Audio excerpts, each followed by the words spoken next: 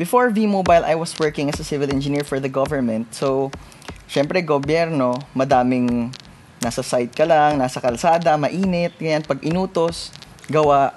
Nakita ko naman, sabi ko, pag trabaho siguro, madami ng pera, makakabili na ako ng kotse, ng bahay. Then when I started working, nakita ko parang ang hirap. So, sabi ko, I need something better. V-Mobile was introduced actually by my brother. And I was still working back then. Then I saw, mga bata to, baka naglalaro lang sila.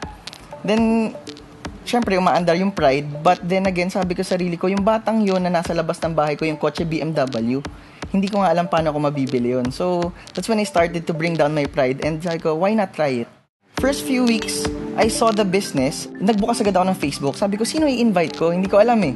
So, bigla nakita ko na lang, si ganito pwede mag-interested, si ganito, si ganyan, ganyan. Then that's when I started doing it every day, panggising hanggang matulog. Before, it's very simple. Papasok, lalabas, konting pera, nasa bulsa mo, 100, 200, okay na. Then with V-Mobile now, hindi mo na iniisip kung magkano yung gagastusin mo. You can buy things you want. You can help your family. At the same time, marami ka rin nagiging kaibigan. Siyempre, dati kala mo pag naka-MacBook, mayaman na. Ngayon, meron na akong sarili, I have phone, so pati gadget. Siyempre, pag bata ka, yun pa yung mga nakikita mo. Dapat may pangarap ka. Lahat ng tao may pangarap eh. You just have to look for that dream and do what it takes to get that dream.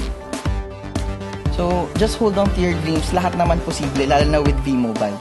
Hi, I'm Nico. I'm a civil engineer.